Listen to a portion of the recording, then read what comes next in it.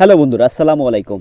আমরা অনেকেই Facebook use করে থাকি এবং ফেসবুক ইউজ করার সময় দেখা যায় আমাদের অনেক ফ্রেন্ড যখন কোনো পোস্ট করে বা যদি কোনো ছবি আপলোড করে সেখানে আমাদের ট্যাগ করে। ট্যাগ করার কারণে কী হয়, তার সেই পোস্টটা বা তার সেই ছবিটা কিন্তু আমাদের প্রোফাইলে শো করে।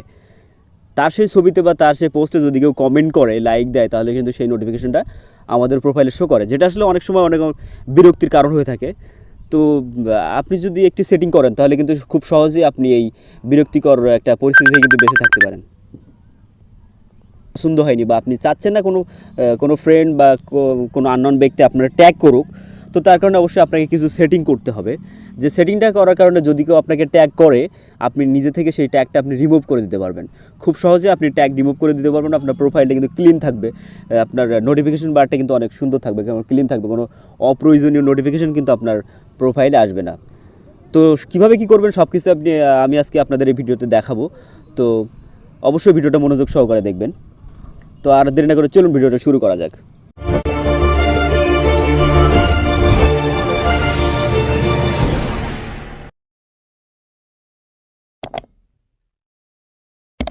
তো আপনি যদি চান আপনার কোনো ফ্রেন্ড আপনাকে ট্যাগ করতে পারবেন না, আপনি যদি অপ্রয়োজনীয় নোটিফিকেশন থেকে বেঁচে থাকতে চান, তার জন্য আপনাকে প্রথমে যেটা করতে হবে, প্রথমে আপনাকে ফেসবুকে প্রবেশ করতে হবে।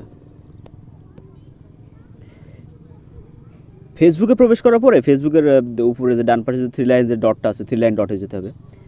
থ্রি লাইন ডটে আসার পরে আমরা যদি একটু স্ক্রল ডাউন করে নিচে যাই, নিচে যাওয়ার পরে আমরা যদি এখানে একটু দেখি, নিচে সেটিং অ্যান্ড প্রাইভেসিজ অপশনটা আছে।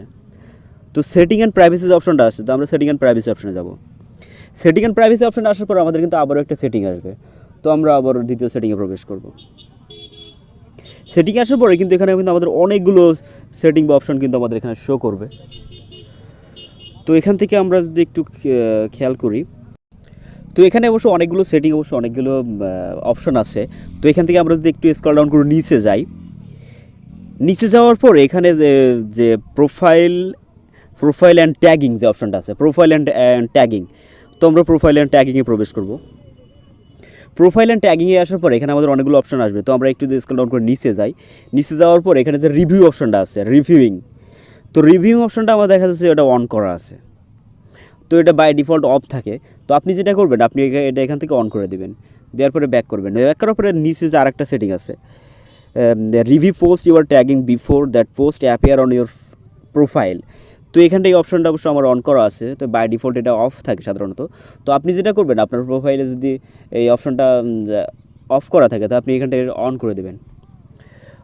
অন করে দেওয়ার পর কী হবে, যদি কোনো ফ্রেন্ড আপনাকে ট্যাগ করে, তো ট্যাগ করার পর আপনাকে নোটিফিকেশন আসবে।